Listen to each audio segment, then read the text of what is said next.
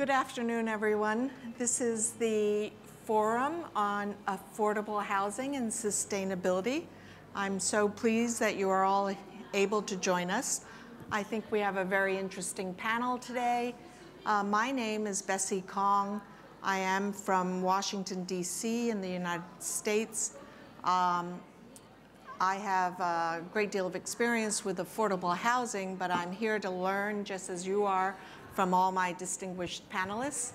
I don't want to take too much time with the introductory remarks, except to say that we have, to my left, Mr. Bojan Schnabl from Vienna, who will be talking about social housing there. Then we have Ms. Maria Cisternas Tussel, and she is a native of Barcelona. Then we have Alejandro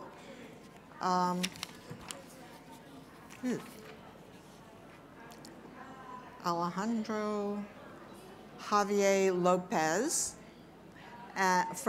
also from Washington, but with the IDB, speaking about Latin American affordable housing.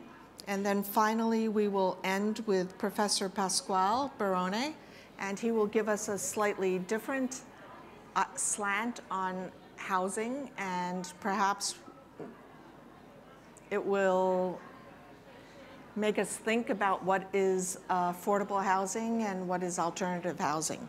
So let me not take too many more minutes, and I will begin with Mr. Schnabl to talk about Vienna.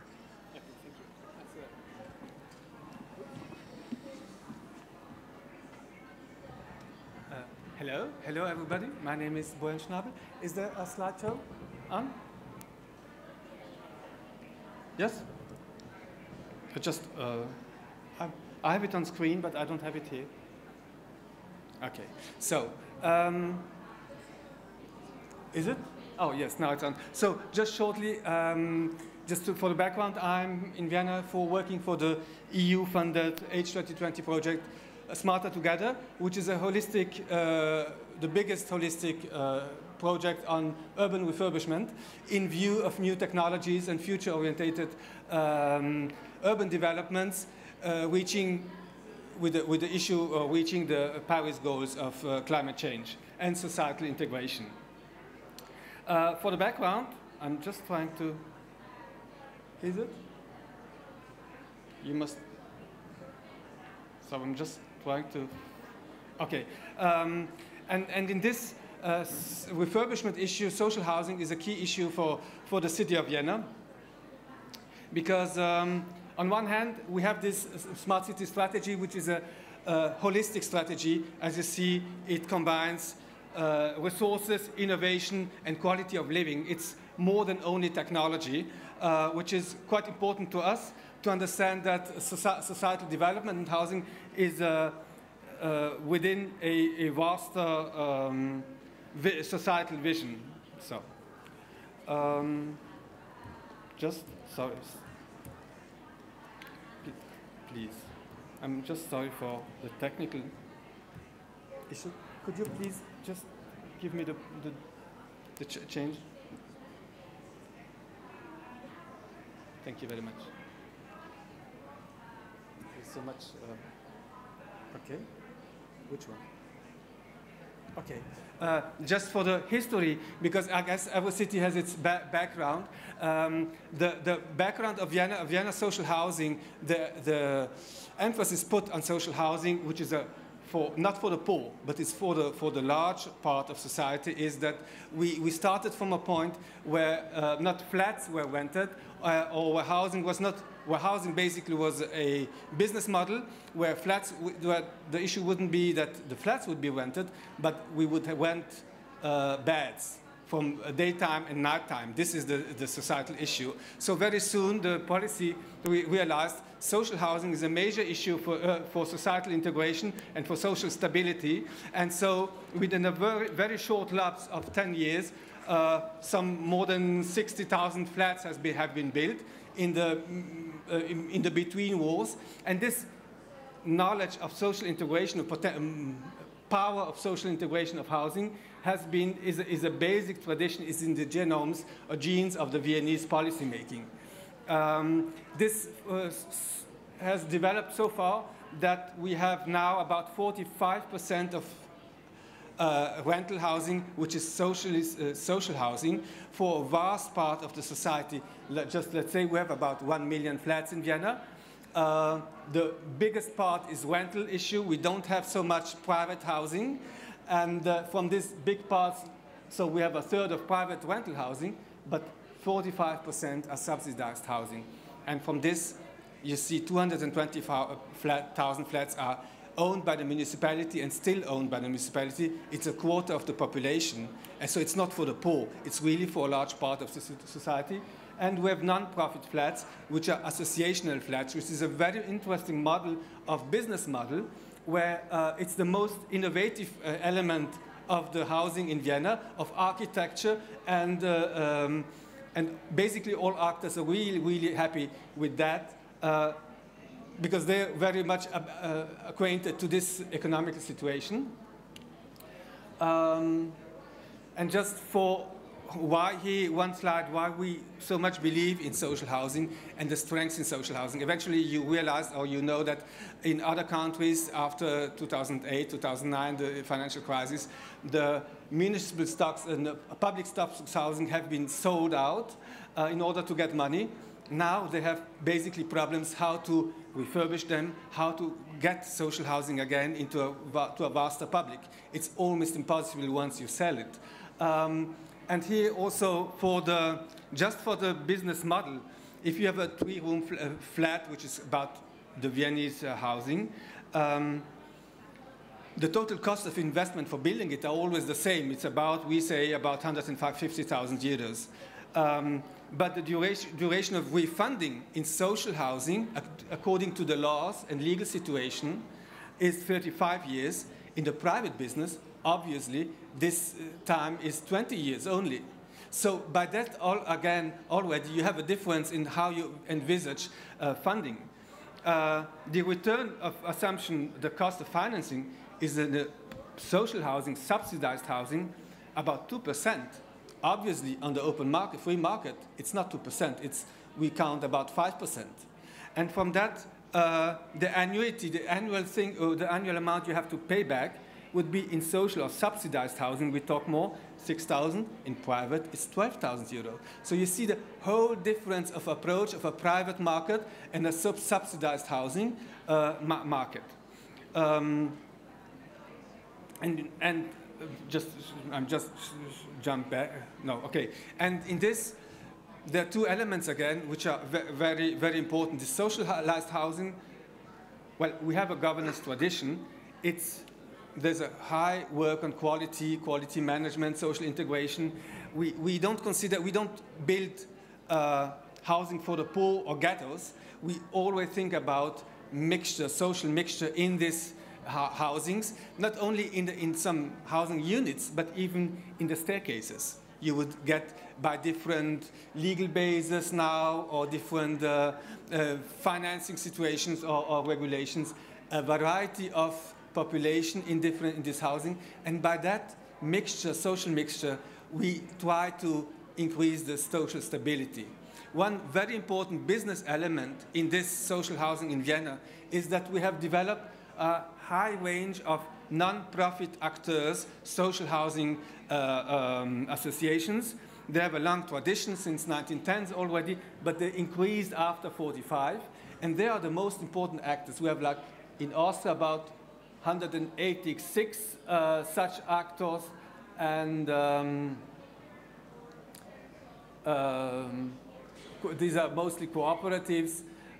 And they have an umbrella law, so they are really non-profit. They only have one very little share of their income, like 1.25%, which can be like a capital. But basically, every money they get from rents, from subsidies, has to be invested and reinvested in housing. This is the legal framework, which is so interesting, because it's not the subsidy, like from the city of Vienna, is not going into a private capital market, which would go then to some kind of paradise islands, what we would actually currently now, but they have to be reinvested always on place, and by that we also have economic dynamics which are going on. And Austria and Vienna is known as being a socially integrated city and a rich city, so it's not being, apparently somehow really it's a contribution to this issue. Let's say, yes, this is the most important. The 4 pillars model is one of the models how we create quality in housing with social sustainability, architecture, economy, ecology. So every social subsidized housing project in new buildings would be developed according to that. And so yes, I think these are the key issues for why we so much believe that social housing is more than for the poor, but is for the societal integration and for societal development and economic development of a community with a certain stability in time. I'm just now, presenting now, we just jumped now, sorry for that, oops. If I would go, no, the technique is killing me today. And in this vision, we have this smart city strategy again. In this vision, we are, as I'm working for the Smarter Together project, implementing this in an existing area, because social housing for us means, on one hand, new buildings, but also refurbishment of old buildings. This is really important. That's another challenge also, how to get the people on board to know that it can't be for free completely, but still it's subsidized. That's a challenge in the dialogue with the citizens. This is indeed the big challenge, how to get people which are used to subsidies into the dialogue that they have to yes, contribute also to the project. A lot more information on the web page. My time is almost off, I would say. I can thank you for your attention. Thank you, Les. And you have to switch off because the slideshow is longer. So Maria will speak about her experiences here in Barcelona and elsewhere. So, hello everyone. I do not bring a presentation, but I will give you a very concise, because I have very few minutes to explain the housing emergency that the city of Barcelona faces. My name is Maria Cisternas. I run a small firm that is called Media Urban, which is integrated by a group of very talented people. And our task, our passion is to explain complex issues that affect cities that are of relevant importance for citizens. And we discovered that in terms of the housing crisis in Barcelona, not many people, even in the city, knew about the structural problems that the city faces. Barcelona is a fantastic city. It is my city. But due to historical reasons, has a huge problem in its housing affordability. This is due to a first historical reason, which was during the dictatorship, there was a vision for which the state would create a class of property owners. In Spanish, they said, the sentence was, queremos propietarios, no proletarios. So they wanted to have property owners instead of proletarian. This is why in Barcelona, like in many other cities of Spain, there has been a policy to build social housing. And there have been many operations, and there has been public money invested in a park of social housing. However, this housing has been given to property owners, and the city has not retained the land of this housing, meaning that at the end of the years, 40 years later, this housing stock is in the hands of the property owners, and it enters the free market. The second issue is that traditionally the budget of the city has been allocated in the public space.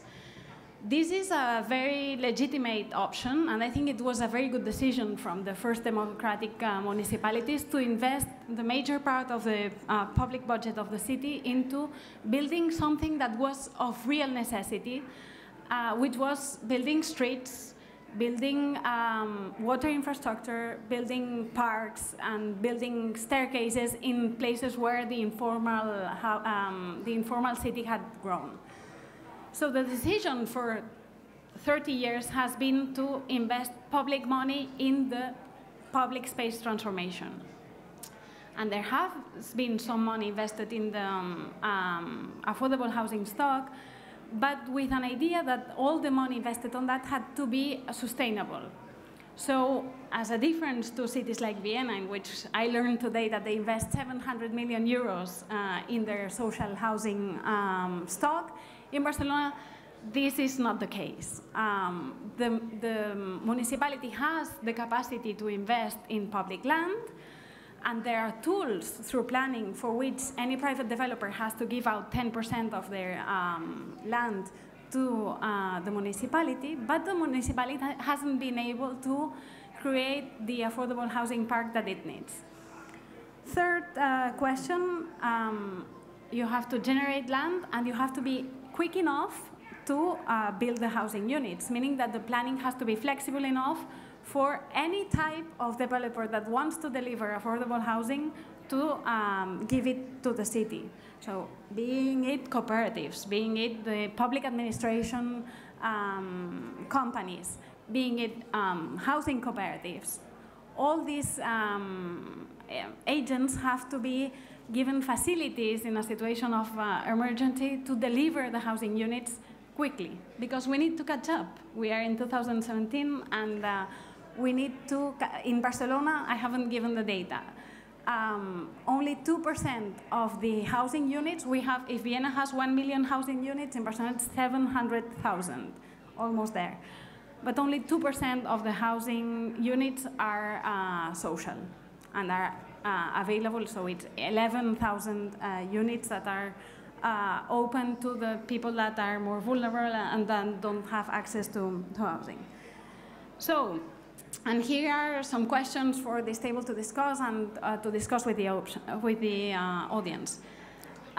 In a context in which all the cities cooperate, and we know that there are cities that have a long tradition of this, should there be a European legislation for which municipalities should invest the same amount of money in the provision of social housing? Do we understand that housing policy is one of the most effective policies to reduce social inequalities? If so, can we not invent a new housing policy in every city? There are too many cities, but import solutions that are already there. If financially a city like Vienna has proved that it works, can we import that system? And the last question. How to build in a context in which we are in the Smart City World Congress, in which innovation has come to stay here. Do we still have to think to build housing blocks that are only for a targeted population? Isn't it the time to foster social housing within mixed-use developments? Can we imagine that private operators deliver these affordable housing units in exchange, for example, of renting the ground floors to in premium locations for commercial uses, and so that they get a payback that is economically viable for the ground floors, and that contributes to make the renting, the apartment renting affordable for citizens. And the last one, the very last question is, the city cannot stop. There is, in Barcelona, as in many other cities, there is resistance to change. There is anything that looks like a new project, like a new contest, new acquisition of territories for building parts of the city degenerates resistance.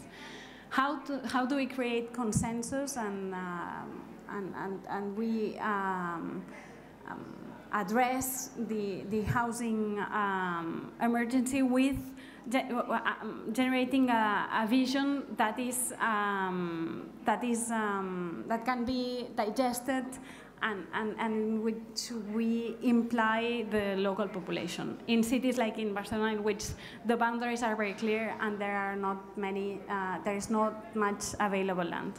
So that's, I've got 20 seconds left. So that's it.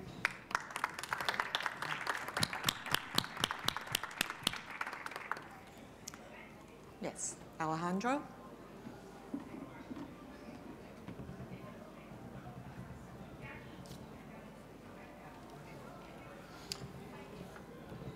Thank you very much. Good afternoon to everyone. Muy buenas tardes. My name is Alejandro Lopez-Lamia. I'm working for the Housing and Urban Development Division from the Inter-American Development Bank. In the next 8 hours, I would like to, 8 minutes, right? 8 minutes. Okay, I would like to check if you are still there, because I can't see. Well, in the next minutes, I'm going to try to explain a very difficult story that sometimes we have successes and sometimes we have the feeling that we are losing a war against poverty. And it's trying to build affordable housing, particularly for low-income population in very different contexts that are the countries in Latin America. That is the title.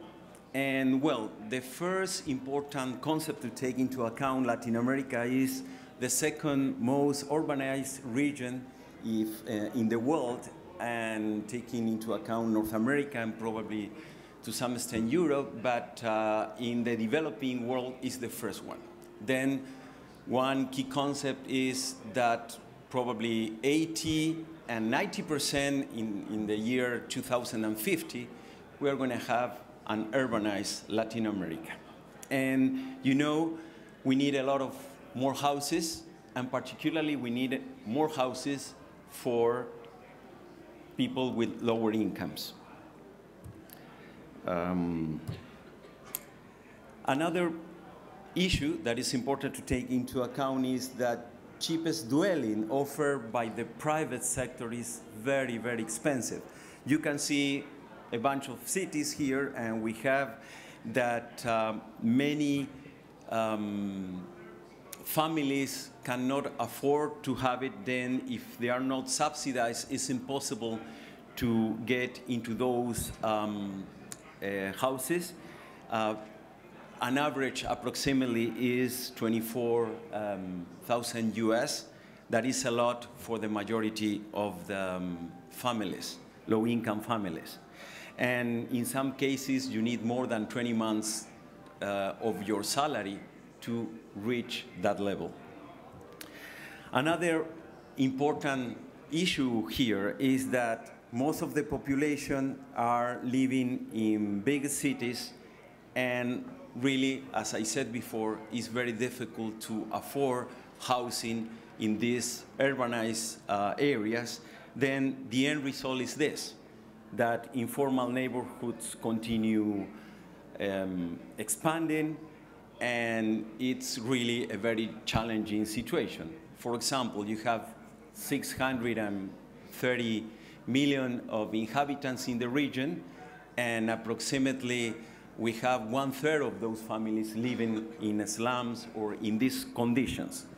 That means that approximately 2 million people plus another third, that is another 200 million, are living in bad habitats. That is another challenging situation for us.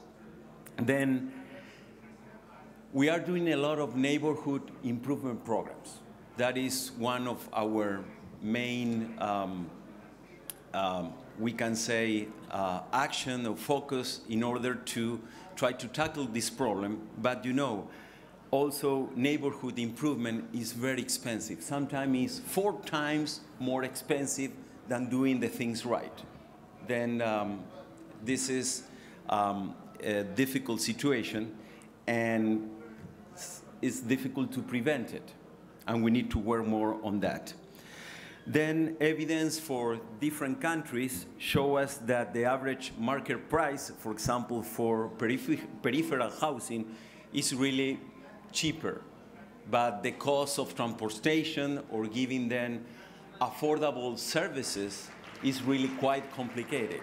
Then we need to have another approach in how we're dealing with these neighborhoods, particularly in peripheral areas of the cities, like in this case in Barranquilla, Colombia.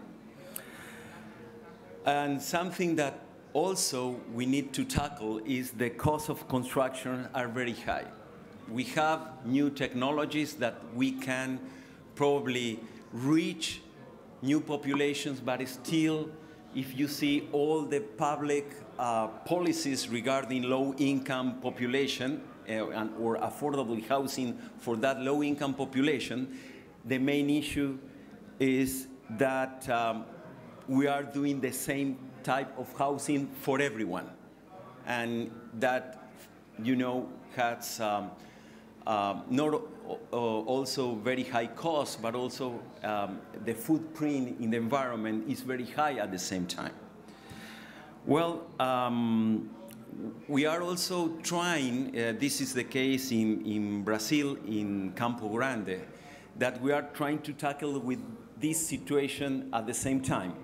We are trying to go to the core or the heart of the city, trying to revamp the degraded areas, trying to make a very good use of those lands that are not very well used and use it for public and mixed use housing, and at the same time working by providing services, all kind of infrastructural services, but at the same time with better good planning and better mobility. This is a pilot project, one as I comment to you. Then we are also, in this case, trying to build green housing with high efficiency, for example, with solar panels. We are inviting the private sector to participate and do mixed use. We are flexible zoning zones, diversity in the typology of housing, and diversity of incomes at the same time. We're trying to put all together, and to some extent it's working, but it's a very hard work at the same time. To finalize, is housing in Latin America and the Caribbean is expensive and unaffordable for low-income families. As you can see, the provision of low-income housing should be redefined, particularly in terms of the construction cost. That is very, very important. But also, you need not to underestimate the power of demonstration effects when you go to these deteriorated areas and you provide them with an integral view of what it is to live in a better place. Thank you very much. So finally, Professor Berrone will talk about a different kind of housing. All right. Good afternoon, everyone. Great to be here. You're going to see that I'm going to talk about something that is perhaps a little far away from what my colleagues just did, and probably I shouldn't be here, but I am, so I'll try to make sure that you understand what we are doing. This is a work in progress. This is an article, an academic article that we're working on. And I don't know how many of you know academicians, but we're always asking questions. We are that type of people. And the question we're asking in this case is this one: why some cities respond negatively to sharing economy?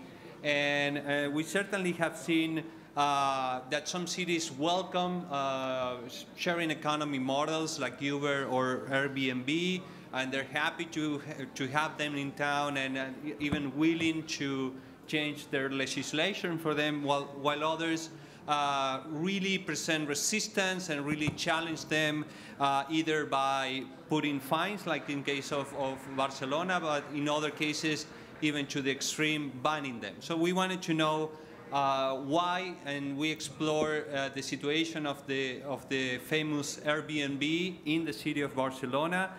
Before I move on, perhaps I would like to give you our interpretation, at least in this article, of sharing economy. There's a huge debate. We would probably need an entire session in debating what sharing economy really is. Some people are criticizing Uber and Airbnb for calling themselves sharing or within the sharing economy umbrella. And the question is, well, if you pay for a service, is there any really sharing, or is it simply a transaction? Some people call this platform capitalism. And here we rely on the book by McLaren and Egerman in 2015, who gives a nice taxonomy of the different forms of sharing economy.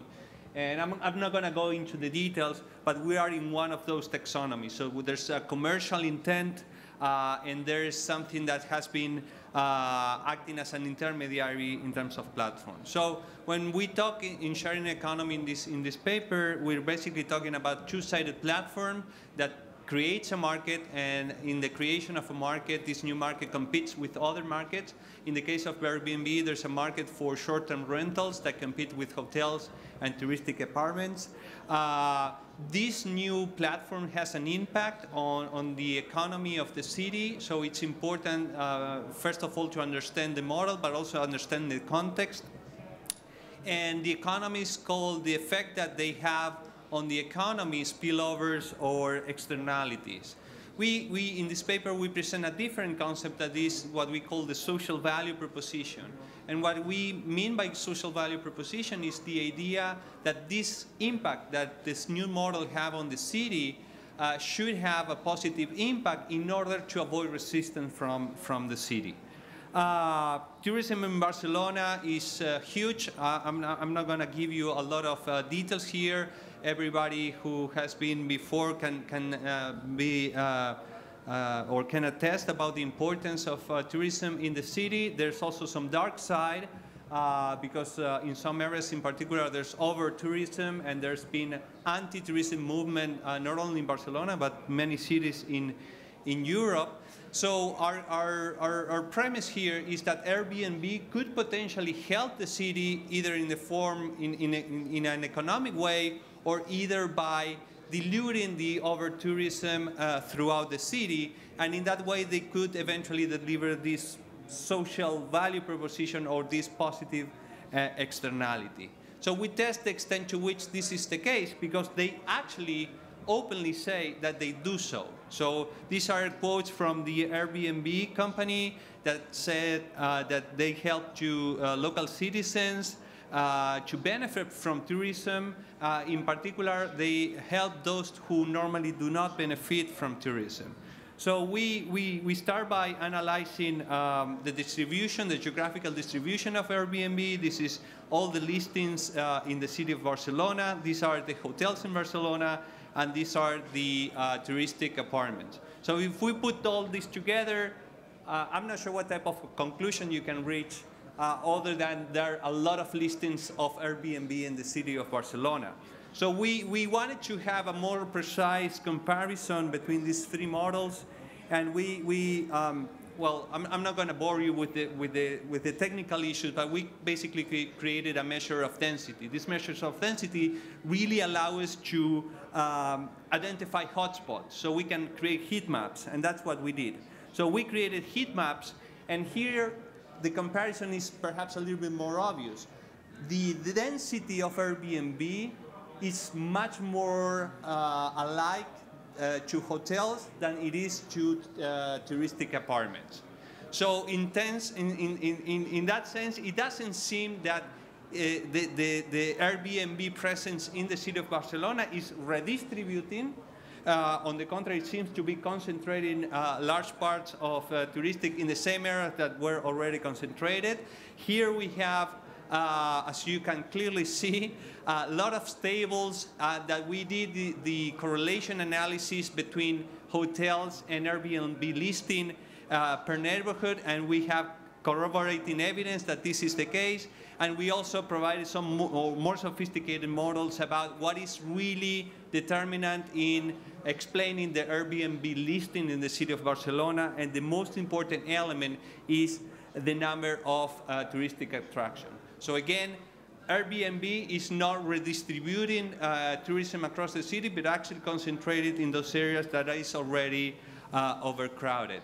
The second thing that we look at is whether the Airbnb platform is actually used to help people with low income or with limited income. We did a lot of studies, just a few of them.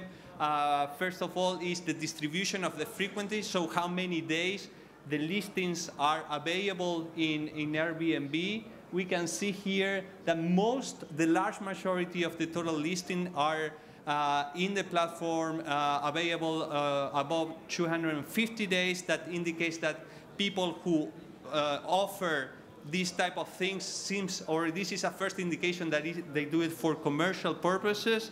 We took an analysis of what is called in the literature as super hosts. So who are the ones that are offering more listing? And as you can see here in this list, by some of the names, these are clearly commercial companies like HSB Apartments or MySpace or Oxys Invest. We have a large number of listings, but also individuals who have many houses, apartments, and or rooms to rent. So we wanted to know whether there was kind of an occasional element here or perhaps something that was more commercially oriented. We did a number of studies. You can download a paper from our website. I'm running out of time. I just want to share with you the core conclusion is there is a significant part of the Airbnb listed that are there for commercial purposes. So not really delivering the social value proposition or of helping low-income members of the city. So 4 main ideas. The first one is that there's a big difference between expressing the social value proposition than delivering it. What we see in the case, at least in the case of Airbnb in the city of Barcelona, is that they seem to be expressing their social value proposition but unable to deliver it yet. I think the important thing in terms of business model is that you need to actively manage this social value proposition. It's not an externality, it's something that affects your context, and therefore you need to be able to account for it. And it is not simply a byproduct. And the way to make sure that it really fits the context, that it really fits the city, is through dialogue, is through conversation, in order to make sure that you understand the context and then you understand the impact of your model and see where there's a win-win situation. I'm out of time. Thank you very much.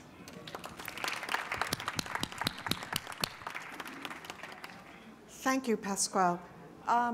So that is our presentations from the panelists, and now we would like to open it up to questions from the audience. If you have attended any of the other sessions, you understand that we have an electronic version of question and answers, but we also have the old-fashioned microphone. So either way, you can go to your iPad and upload your questions, or you can go to the microphone and speak into that, and we will be happy to answer your questions. So this is the interactive part of our discussion, and I look forward to your questions. Oh, this one? Just one? Yeah.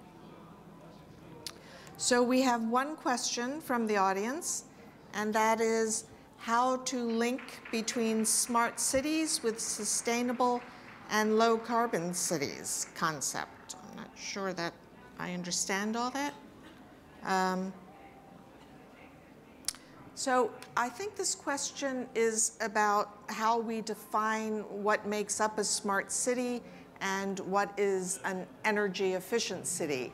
And to my mind, those are very similar, because smart cities use technology to ensure sustainable energy use. But I leave it open to others to see if they have a different view of that. Anyone have a thought on that? Yes. Hello, hello. Yeah, for me, you know, I have a kind of a different way of defining a smart city. For me, a smart city is a city that is able to solve problems, whether with technology or without technology. And for me, the best definition that I ever heard of a smart city is the one that the former mayor of Bogota mentioned once, who Enrique Peñalosa. He once said, an advanced city is not a city where even the poor uses cars. It's a city where even the rich use public transportation. And I think what is behind that definition of a smart city is we need to change our mindset. If we keep doing exactly the same things that we're doing in many cities, some cities are already changing and changed several years ago, as we've seen in the case of Vienna. But if we keep doing exactly the same things, just throwing up technology or efficiency building in isolation, my view is that we're going to end up in the same way we are right now. I'm not sure if I understood the content of the question, but I guess the person who asked it also asked what's the link between the social housing, the smart city, and the energy efficiency. Because it's true, we haven't talked, because there's not much time, about how the smart city can specifically be an asset for affordable housing. Now, I think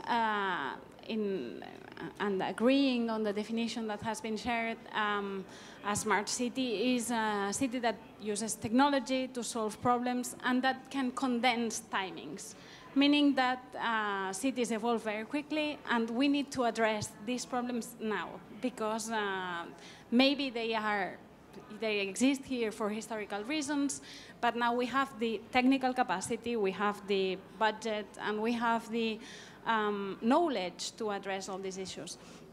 Now, in terms of the housing affordability and the smart city and the energy efficiency, if we all agree that we need to create more housing units that are affordable, the affordability not only touches on the question of the rent of the home, it is also the affordability of the basic costs of living. It means that there are going to be some energy expenses that are being so expensive that sometimes they account for 1/3, 1/2 of the rent of one of these units that we're thinking.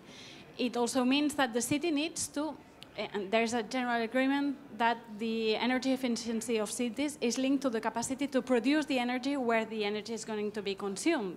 So all these new housing units will have to integrate generation of energy and renewable solutions and solutions that can store the energy so that it is produced and we don't have to import it from nuclear centrals in which we have to carry on the cost of the transportation leaks. And the last question is how flexible we are to address these issues in a way that the solution can come now and not in 10 years' time. We have a planning system, in the case of Barcelona, that was designed 40 years ago. The General Metropolitan Plan in Barcelona was approved before I was born, 1976, which means that lots of the issues of the time are not actual anymore. So how do we make the planning law more flexible and a city that is more open and that can, and in which citizens can take more decisions? Okay. So along this line, I think it was a very interesting question. Let me ask Bojan here about Vienna. And because you have indicated in your presentation that social housing in Austria is really housing for everyone. How do you keep that model sustained over time, because it's very costly? And how do you use smart city techniques to ensure that that model can continue? Well, there are lots of questions in that. One thing, the sustainability of the model is that through the backflow of the investments and the money, we are a big part of the housing subsidies are financed by this backflow. So it's not every year fresh money from the budget, general budget, which is invested, because it's a flowing system. The thing is, we indeed have to reach the Paris climate goals. We are forced to. We have to strive to it. We have to work in every way. So we believe in Vienna that with collective social housing, which must more evident to reach these goals than to private housing, widespread housing, or poor housing, where you can't expect from poor populations to even invest in environmental issues. And for that, we need also societal consensus that this has to be done, that this has to be, these goals have to be reached, and for that we're working very much on the dialogue and on the credibility of politics too. It's a very vast issue. If politics are not credible, how you want people to contribute to this, to every single person to contribute to the Paris climate goals? We even, in the project I presented, we're a partnership with big enterprises like Siemens or KLAG or so on.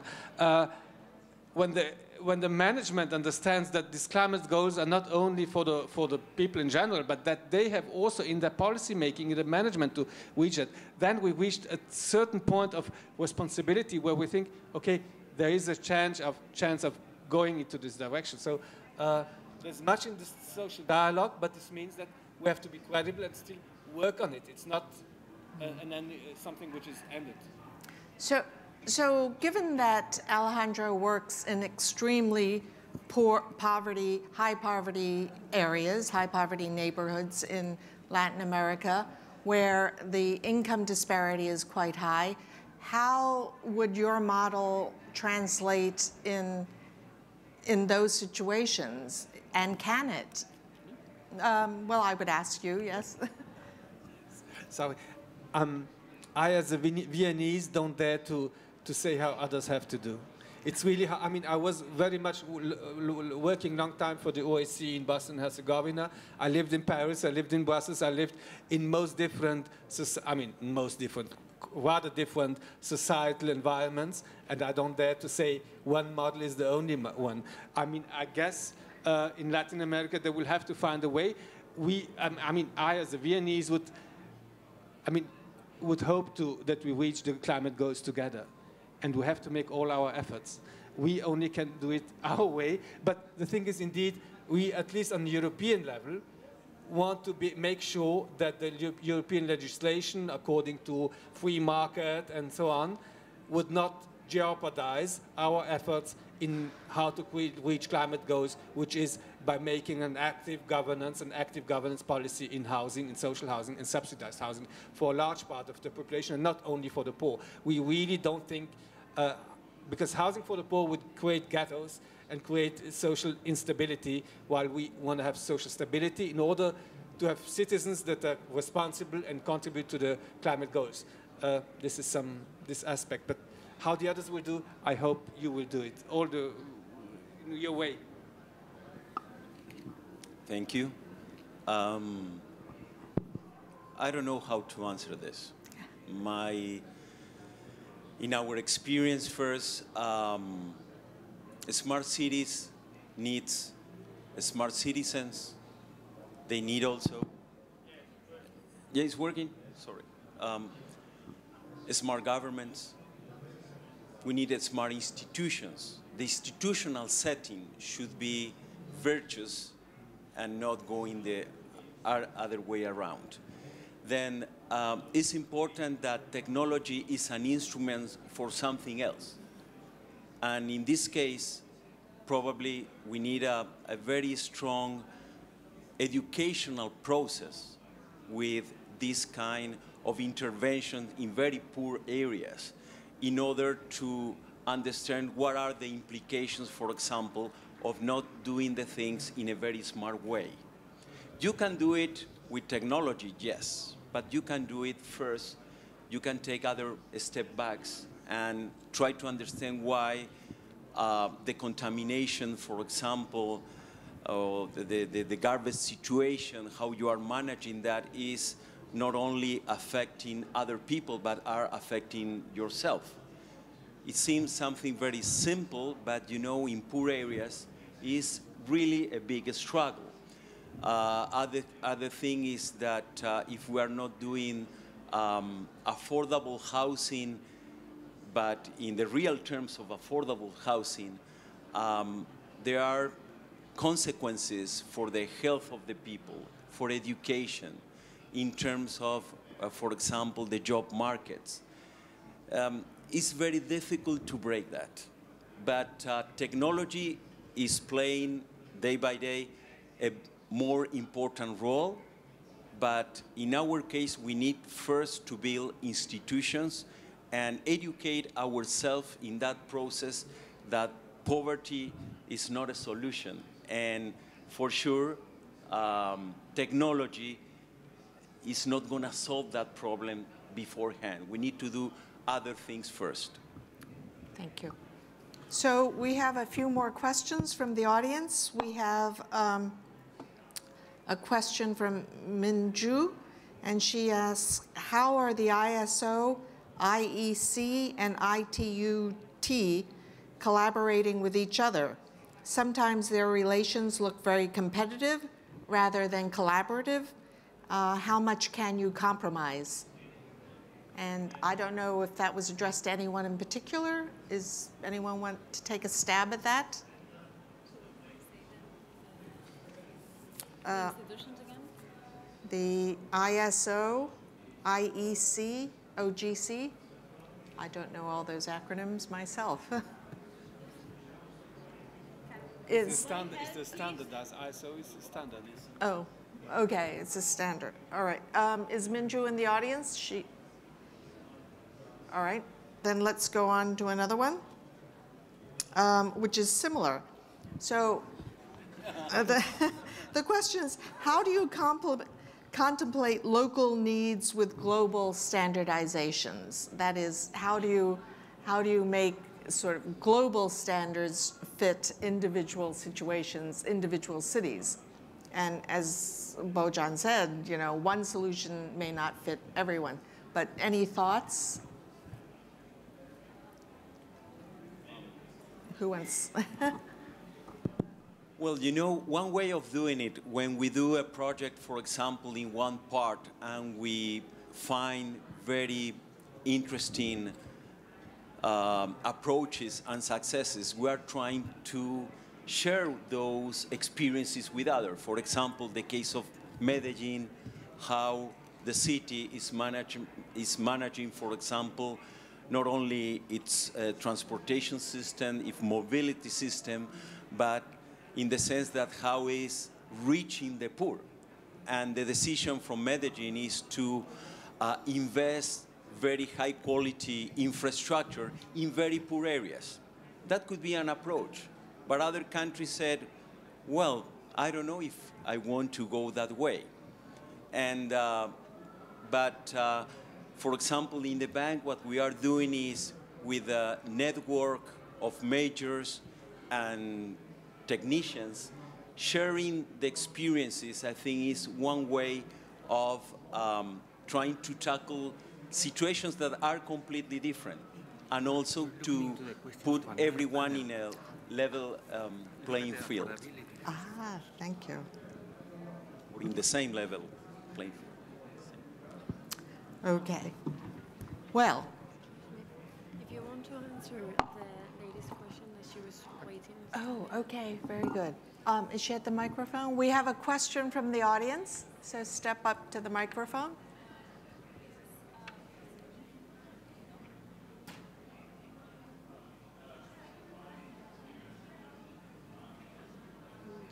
We are running out of time. I have 6 minutes. I think we can take another couple of questions. Yeah. Do you want to give her this microphone? Here. Maybe this one? Yeah. Oh, here you go. Bueno. It was two questions, but Bessy, Could you speak into the microphone? Yes, no, it was two questions, but you just asked exactly what I was, one of them you asked perfectly what I was asking, so thank you. Oh, all right. You're welcome. And the other question is, I don't know if Maria or Pascual can answer, if there is a relation between the Airbnb effect in the social housing in Barcelona. What I'm trying to ask is if the rising of prices in the renting market in Barcelona is affecting the social housing in the way that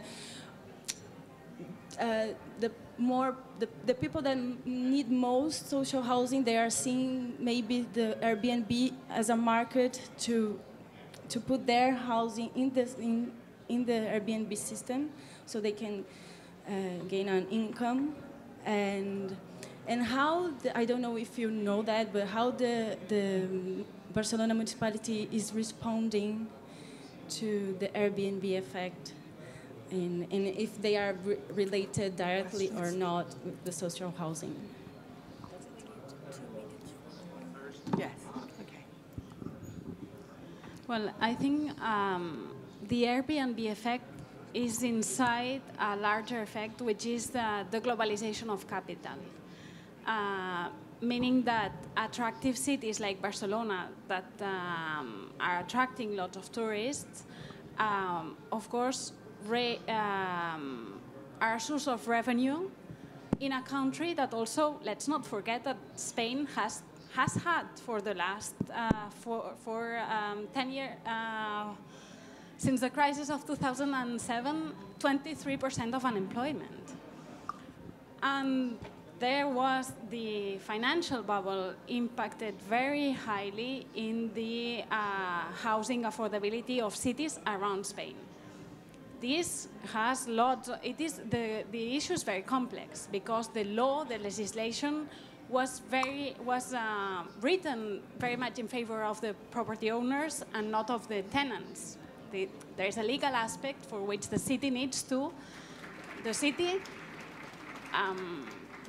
or the state needs to give powers to the cities to empower, to give the same rights to the tenants and to the property owners. Now, having said that, it is true. It's been in a context of crisis. Many people have rented their home within the Airbnb market. And I think the interesting question here would be whether Vienna also has Airbnb phenomenon, and whether if the Airbnb phenomenon also affects the housing market, the free market, and how it exposes the population that would that doesn't have access to housing. The way the city is addressing it is how it can. First thing is using the Airbnb platform to detect the number of apartments. There, as was said, it is very well known in the city that there are property owners that accumulate housing stock and that they rent it out as it was a hotel that has different locations within the city. But as I say, I think this is one of the sides of a complex issue in which the globalization affects in many ways. Yes, on our data set, we cannot really assess the impact on social housing, but we can certainly assess the impact on the real estate market overall. So not making any distinction, and it certainly has had an impact.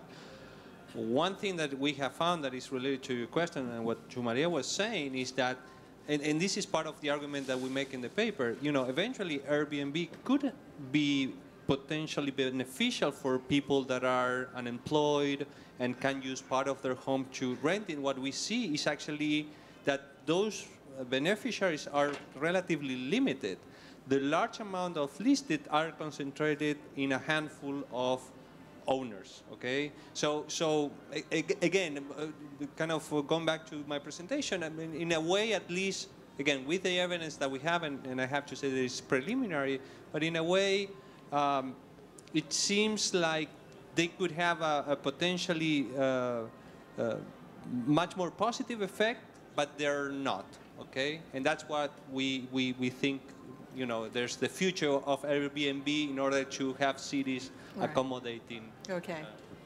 So, Bojan, did you want to say something? I don't, just from the Viennese point of view, I think Airbnb, I mean, we have a very strict law for tenants, which is securing the rights of tenants and social housing, but the Airbnb is not supposed to be another additional income for those, because it would jeopardize the goals of social housing. Either you're social housing and you get the subsidies, or you're private housing. So Airbnb is in a private housing sector. Whatever it might be an effect for those being owners of the house, that's a private business model. But then it has to be declared, and clearly taxes have to be paid. The taxes are the welfare of the society. It's not something bad. It's very good taxes. So basically, as a governance representative, I must say. So we are seeing this issue in Vienna too. It's not so strong yet, but we are working on the modern legislation that would ensure that if Airbnb is used, then the taxes have to be paid, and then you have the societal impact for the whole society, because the taxes are something how you pay the infrastructure and all that stuff. Right. Thank you. So it seems like we have run out of time, and I see some people with questions, and I'm happy to talk to you after this session. So you can stay and ask any of us the question that you intended. Let me just wrap up very quickly. We did get into a conversation a little bit about Airbnb and how it impacts social housing. But I think fundamentally, most of our speakers are trying to address a need that I have found is common to almost every large city across the globe. And that is how we provide housing, not just for residents of major cities, metropolitan areas, but also for those that are at the lowest rung of the income ladder. And those are challenges that every population needs to meet. I think there have been solutions in some places which requires partnerships, both public and private, requires mixed income housing, mixed finance housing, and it requires new thinking about the tools that we have today and hopefully into the future.